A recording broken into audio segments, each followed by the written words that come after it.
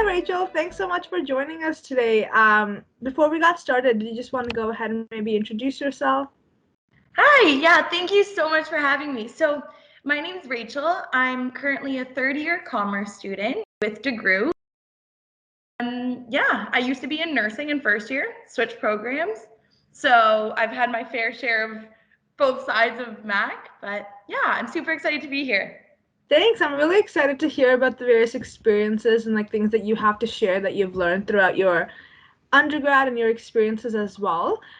Before we did get started, I thought it'd be helpful if we just gave a little description of what this project entails. So essentially, we have this list of career-ready skills, and these skills include things like leadership, communication, problem solving, critical thinking, among others. And essentially, we really want to just create awareness of these skills and help students understand ways in which you can develop these career-ready skills and how they can be applicable into the workplace. So hopefully, throughout this interview, we can kind of tackle some of those questions and bring some awareness to the skills. Sounds like a plan. Awesome. Thanks so much. So, I guess to get started, I wanted to ask you, so one of the career ready skills that employers look for is professionalism. Can you share with me ways you might have shown professionalism in your academics or in your paid and unpaid work? Yeah, I think oftentimes we automatically associate professionalism with people like wearing that fancy suit and tie, holding their briefcase, going into the office, like working in finance. I mean, or at least that's what I think of professionalism. But what I've definitely noticed is, I mean, every workplace is different, but the common trend that people pick up on in a professional is that you're showing up. You're the one putting in the work. You are the one that's dedicated to the project because a professional is the one that's leading the way. They're not someone to tell them what to do because the professional is someone that you think of that they have the experience, they have the skills, they have the knowledge. It's not just how you look or act. So, I mean, whether you have the skills or knowledge or anything doesn't really matter because professionalism is just embodying that role in however it may be for you. So, for some people, it might be easier if they're in a blazer, they got their suit and tie on, and then they feel like they're that professional and they can show up better for it. I know for myself, it's everything super organized. So having my fancy little notebook that flips with a pen, I feel super professional when I do it and I just want to work more. So it's different for everyone, but it's definitely being that person that is responsible for their actions and that wants to invest into the company or the role or whatever they're doing. Yeah. Yeah, and I think you bring up a great point. I feel like a lot of students, what you said about being in a suit and like being in a corporate environment is relatable to a lot of students. I definitely felt that way too. And then I realized it's more so just being like having that attention to detail or just being taking initiative and being proactive a lot of the time is very important as well. So it was really good to hear that kind of you went through the same thing and you bringing up that point that it is different for everyone as well. So thank you for that. I guess another thing that is really common I find with myself and with students in general too is that students often feel that their experiences need to be directly related to a career to have value. But we know that employers are looking for skills that can be developed from a range of experiences. So could you share one example of an experience that you may not see as relevant, but actually it helped you to develop one of those career-ready skills? Yeah, I love this question. Can you see how much I'm smiling? So, for anyone that has known me and has known my path throughout undergrad and even before, I am the queen of doing things that are unrelated to each other and unrelated to my path. If someone were to look at my resume, it jumps from like randomness to more randomness. Okay.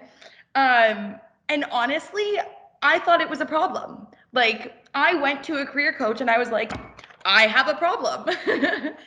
And they looked at me and they were like, you know how many different skills you've developed that you bring to the table that someone that, let's say, if they're going into something super niche, like let's say they're going into medicine, and everything that you've done has been science, medicine, doing like Doctors Without Borders, everything related to that industry, you miss out on all these different perspectives and all these different skills that you can bring to the table.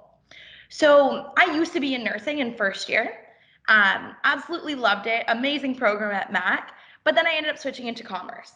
And at the beginning, I thought I had wasted a year.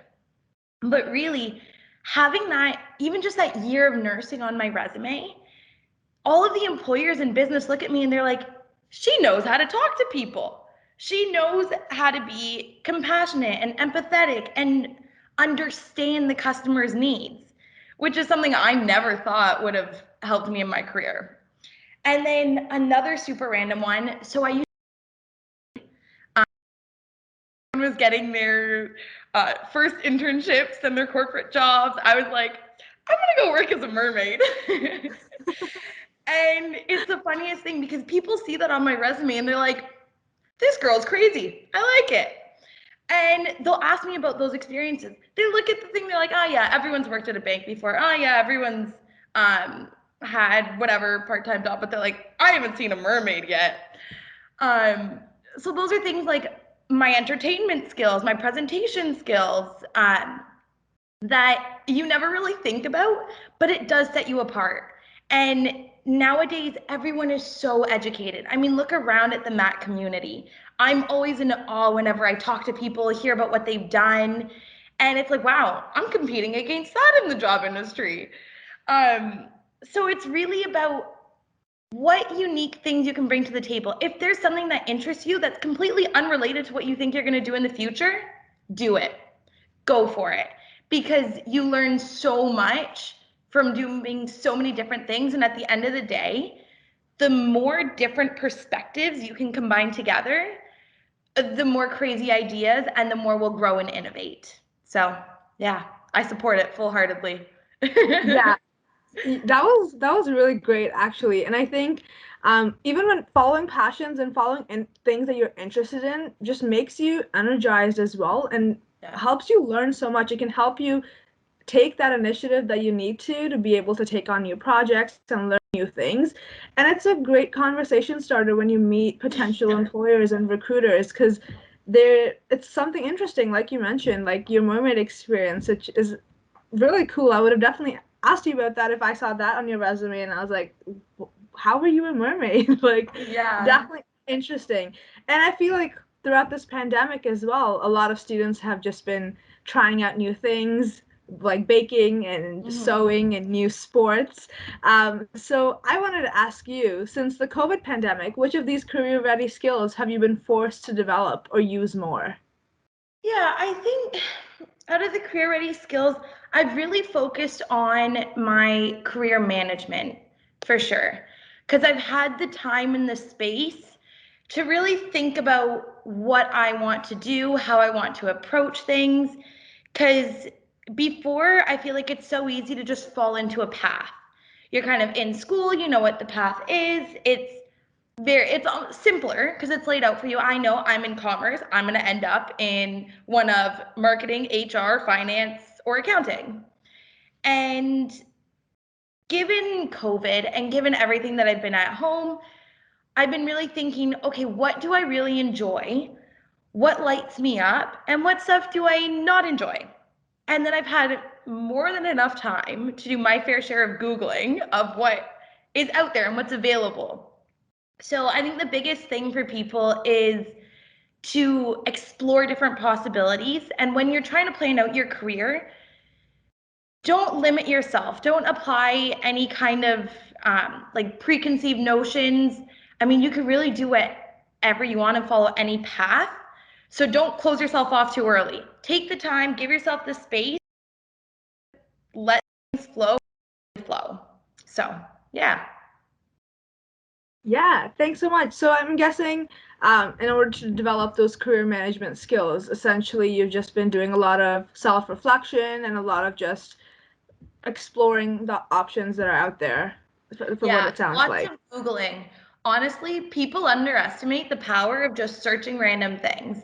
I have this little trick whenever I'm like looking for like a new job or a new internship position, anything, I'm like, okay, if I had absolutely like no restrictions on what I could do, what do I really enjoy? So I'll be like, okay, I want to like marketing in Amsterdam, student intern apply. Like I just put on Google, I'll go to like the 4th or the 5th page, okay? And you start finding all of these crazy opportunities that are out there. So back when I was in first year of commerce, this is a funny little story, little tangent. But so I had done that exact thing. I was like, yeah, I don't really know what I want to do. Let's see what's out there. So I typed in student internships abroad, okay? And I ended up finding this marketing opportunity in Amsterdam. And so I applied for it. It was meant, okay, keep in mind, it was meant for Ivy League students. I am not in an Ivy League school. I mean, I consider Mac Ivy League, but it's not like whatever, Harvard, Yale, all those, which they were targeting. So I applied to it, and they ended up having extra space in their program for the summer. So I joined the program. I went to Amsterdam with all these other students, and I ended up working with a life coach in Amsterdam, doing all of her marketing, events, and everything. And we were at a WeWork co-working space. And she used to be a nurse and was in commerce. And after that was when I was like, I'm switching out of nursing, I'm going into business, done deal. And my life completely changed. So I think it's a big thing about just being open to random opportunities because you never know where it's going to take you. And so this lady has supported me in my career. She's opened up so many doors for me. She's like, if you need something, if you need a position, if you ever want to come back to Amsterdam, just let me know. So, I mean, Google. I love Google. That is so awesome, and I love that you were able to like that example right from your first year. You're already kind of like trying to develop those skills, and it essentially changed your life. So that Yeah. is a really cool story to hear for sure. Um, and another thing, another skill that's mentioned in the career ready skills is something called cultural fluency. So just to explain that for those who might not know, it's essentially when a student demonstrates openness, inclusiveness, sensitivity, and the ability to interact respectfully with all people and understand various individual differences. Can you share in what way your time here at Mac has helped you develop this skill? Yeah, I think we are so lucky to be in the Mac community and as well, even like all of GTA. We are one of the most diverse cities. Well, at least Toronto is one of the most diverse cities in the world. Okay. So we don't realize how strong our cross cultural skills are and our cross cultural communication is. And we need to leverage that. Like us Mac students, we're so well versed in understanding different cultures, different backgrounds. Like we have people from all around the world, and it's so beautiful. But we really need to work on making that something that we can use in our careers. And I personally absolutely love people from different cultures, learning about it, talking in different languages. I'm trying to learn Spanish, Italian, and Portuguese right now. Easier said than done.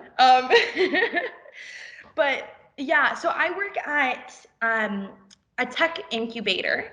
So for anyone that doesn't know, like an incubator is kind of like a facility and programs where they take these companies or startups that want to grow. And so you connect them to investors, mentors, workshops, super fun startup environment. Everyone has crazy technology ideas that I don't understand, but we're helping them grow. So I work with one that's specifically from Latin American companies coming into Canada.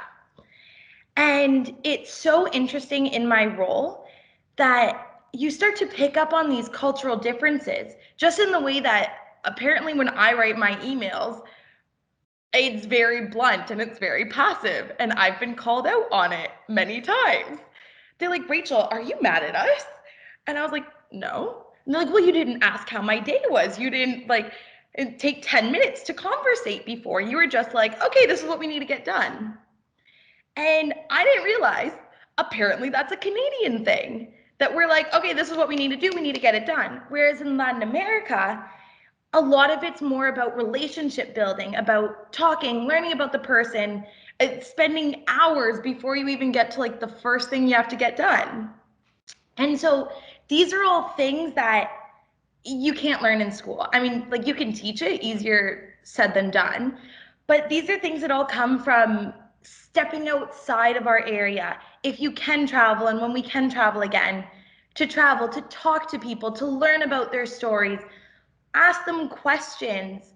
Like if you don't understand something, or there's like maybe like a phrase or something that they use a lot that's in their native language, asking what it means and then picking up on it yourself. Like I find it so fun to just learn about other cultures. Um, and nowadays, everyone is connected. I think we've learned that more than ever. Everyone around the world is connected. No matter where you are, where you're working, there will be people from different backgrounds, different countries, different like personal lives too. And you're going to have to learn to work with them. And either you learn how to work with them, or you're going to have a really tough time in your career.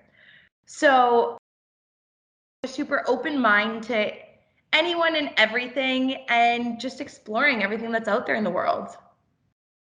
That was a really like full great answer, and I feel like you already tackled many of the things I wanted to ask you for our final question. Essentially, just to wrap things up, is what tips or advice might you give a fellow student on ways to build some of these career ready skills? Yeah, I think one of the biggest things I want to say to students is don't put so much pressure on yourself to know what you have to do to be successful right away. And I know everyone says this, and you're going to hear this a lot, but it's true. If there's something you want to do or you feel drawn to do it. If it lights you up and it's what gives you energy, just imagine how much more successful and better you'll feel every day waking up doing something that you're like, I want to work hard on this, versus waking up and going into a career where you're like, yeah, I'm making a lot of money and everyone told me I should go into this. So like pick and choose your battles. um, and definitely say yes to everything. Don't automatically rule something out because you're like, I don't know if it's worth it. Say yes to everything, the paid positions, the unpaid positions. Like I've done more than my fair share of unpaid positions simply because the learning opportunities are so worth it. And I think if you have the time and the space and like the financial capability to do so, volunteer, do it. Offer your skills, offer your time to people and companies because they're so receptive to that. And 9 out of 10 times, honestly, they'll probably end up hiring you after. Um, so don't go chasing the money if you don't have to. And my last thing, find a mentor. I think people try and do this on their own and try and navigate everything on their own. And it's so hard to learn and make so many mistakes when you can prevent that by just listening to other people's mistakes. And you're like, okay, I'm not going to do that because it doesn't seem like it works. Like in all of the positions I've been in, I'm so lucky to have mentors from the job that I have right now. My boss is from Colombia, and she's literally taken me under her wing and it's like, I'm going to teach you everything I know. And like the life coach I worked with in Amsterdam, she's one of my other amazing mentors. And, you know, I don't think students rely on them enough. There's people out there that want to help you and that want to see you grow. Let them help you, okay? So yeah, taking advantage of the Student Success Center. The team is amazing. Yeah, ask people for help and don't let people tell you what you can and cannot do. That is all.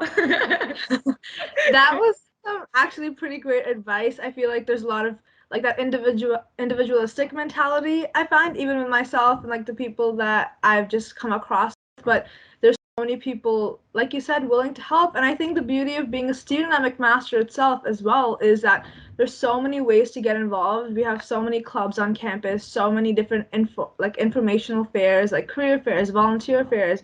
You can just go and chat with people and learn about the various opportunities that are available. And we have our amazing friend Google, like you mentioned Yeah. a couple of times throughout this, which is super helpful in just getting started on trying to find some of these opportunities that light you up, which is really key in just in everything really, but especially with your career is it's more so about passion and what you're interested in, and there's so many ways that you can explore that. Um, so it's Yeah. really great to hear another student talk about their experiences and share some of that. I want to add to, especially in this time, don't let yourself get lazy. Don't let yourself stop doing things. I think it's so important, like you said, at Mac, there's so many opportunities to get involved. Like even online, there's things you can be doing to constantly grow yourself and constantly improve yourself. And it's not necessarily one of your career ready skills, but showing that you want to grow and you want to learn, every single employer will pick up on that. The people that are reaching out, the people that are asking for more are the ones that will go very, very far in their career. So don't let yourself fall into the Netflix trap. Don't let yourself fall into the YouTube trap. I mean, yes, like it helps me keep my sanity too, but definitely put yourself out there and try and get involved and try and do things, because I'm telling you, it will pay off in your future. Thanks so much, Rachel. That was really great. Thanks so much for joining us. Hopefully, this I know this will definitely help a lot of students, and just hearing your experiences and hearing a lot of the great advice that you had to share. So thanks so much for joining me this morning, and I hope you have a great rest of your day. Thank you so much for having me. And if anyone has any questions, you can find me on LinkedIn, Facebook, Rachel Zlatar, and I'm more than happy to help or share any opportunities or anything. So, yeah. Thanks so much for offering that too. You're great. Have a Bye. nice morning. Bye.